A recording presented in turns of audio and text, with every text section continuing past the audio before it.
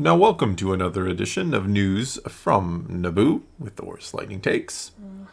And let's get right to the news. All right, today we're just going to be covering one article about Andor. That's the first thing we've talked about Andor in a long time. Well, it's because everything I hear gets me more excited, so... Is it just me, or is there a lot going on? A lot of, not even publicity as much as just hearing... I mean, I guess it is publicity, but we're hearing a lot from the creators of the show beforehand, which isn't to say that doesn't always happen. I thought we heard a lot from Deborah Chow, too. Remember that one Joby Harold? I'm going to say, I've been doing Kenobi? this, obviously, for years now, and there's always a lot, but it just feels like... It almost feels like more and more this is happening, where they just kind of explain the whole show to you before it ever comes out. And it's kind of... It's like they're begging for you to watch. It is. It's like, this is why you should watch it. We're going to explain the entire thing to you, so why should I watch it again? I mean, I'm not saying I'm not going to watch Andor. I've just noticed this trend it's been ramping up, I feel, over the last few years, where they just lay the whole thing out to you before you ever watch it. You used to not have to, and now you do. It's just a thing, I guess. Yeah, but why is it a thing? Is it because of the competition? Because Perhaps. There's just more shows than ever, so they feel like they gotta somehow Well, they know hook that you even Star before Wars has a rough reputation right now, so maybe... Sure. But it still has, with the quote-unquote normies and the casual fans, I think the name Star Wars still... I don't like that saying personally, but... You used it. I use it because I think people understand what I'm saying when I say normies. I prefer kind of the casual viewer, casual fan, because a lot of people are, I don't know. I'm rambling. You got a story. Let's do it. Yeah. So, here's the article. Andor is the most grounded Star Wars can get. And Diego Luna confirms there are no Jedi. Oh, I'm not watching it. I'm out. The cast of Andor Kidding. are teasing a more realistic Star Wars show than usual. Of course, we've heard this over and over, while the series is named Andor, it is more than just him. Repeatedly, they have told us this is an ensemble piece. It'll be about the people that formed the rebellion. Makes sense. In a recent interview with Screen Rant, Diego Luna was asked what Andor will explore that sets it apart from the rest of the Star Wars Disney Plus shows we have seen thus far. The actor responded, "I wouldn't say it that way. What I would say is that Andor is the most grounded Star Wars you'll get. This is about the people. There's no Jedi around. It's very dark times in the galaxy. It's when the people will have to come together, articulate a response, and work in communities because the Empire is growing and control is everywhere. People have been marginalized and there's no freedom. You have these communities having to react. It's the most human that the experience of Star Wars can get. This Star Wars is about regular people like you and me, and I think that connection is going to be special. It's the most realistic, if you can say realistic, because obviously they live in a galaxy far, far away. But it should feel realistic to you, because we want that proximity. We want you to reflect on yourself with these characters on this journey." What do you think about that? Well, it's I kind of get annoyed every time I hear that, it's about the average people in Star Wars. The Skywalker family, Anakin started out as a slave, which is an average upbringing, mind you, but he didn't come from greatness. Luke started out as a farm boy, had no idea who he was.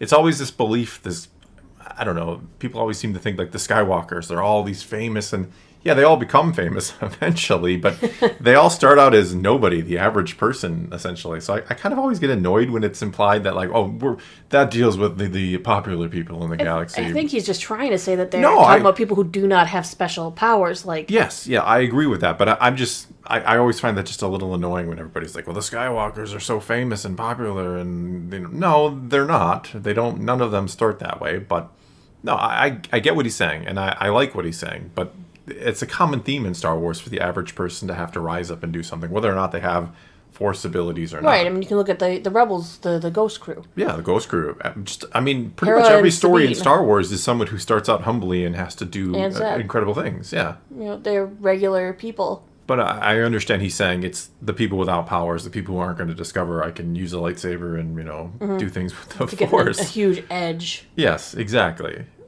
In another interview with Variety, the Andor showrunner, our new best friend, Tony Gilroy, reaffirmed Luna's let me see the sentiments. first season and I'll say how friendly we are. We're on speaking terms. Oh, boy. I'm kidding. You know that. He says, "I wanted to do it about real people. They've made all this IP about the royal family in essence. It's been great, but there's a billion other beings in the galaxy. There's plumbers and cosmeticians, journalists. What are their lives like? The revolution is affecting Moisture them farmers, just as much slave as boys. anybody else. Why not use the Star Wars canon as a host organism for absolutely realistic, passionate, dramatic storytelling? I think he's just they're just trying to say they're getting away from the well-known. Yeah, I'm not opposed to that. I'm simply saying it comes from it's a position of ignorance to think that the Skywalkers are the royal family. Maybe out of the universe, like for us who watch it, yes, okay, but like in universe, the Skywalkers all start. Even if you want to include Rey as a Skywalker, she starts out as a scavenger on a backwards planet. All our main characters in the trilogy start out very humbly Except as Leia. nothing and nobody. Well, you know what I mean. The three main ones, the Luke, Anakin, and Rey, they all start out as nothing. And so to insist that the Skywalker family is some kind of royal lineage, yes, the chosen one, I get all that. But in story, these characters start out as nothing. So I get kind of tired of like, oh, the Skywalkers are held in such high regard. No, nobody knows who cares who they are until they do rise to power and fame. That's very true. Anakin came from nothing. Nothing. Luke came from nothing. Rey comes from nothing. Mm-hmm. But anyway, I get what he's saying. I agree with what he's saying. I like what he's saying. But stop kind of making this implication that in the universe there's something special about all the Skywalkers. Even though, yes, the chosen ones. I get that. But they start from nothing. He also teased that there will be legacy characters popping up in Season 1, but it was never done in a fan service way. With Andor being set 5 years before the original Star Wars, and concurrently with Star Wars Rebels, there's a lot of room for familiar faces to appear, I suppose. I mean, Palpatine, Tarkin, Mon Mothma, obviously, Bail Organa, many others. I You mean, could even they run all, acrook a mission with the Ghost Crew. they almost Or it would make pass them sense. in a hallway getting their mission or something. It would make sense. It's not exactly fan service when they have been integrated in the story already. We know the Ghost Crew interacts with Mon Mothma, other rebels with Saw Gerrera, another example of a character we'll almost definitely see in this. So it's not that's the problem with fan service. It's fan service isn't always actual fan service. Sometimes it actually is service of the story. Right, It's, right. story service.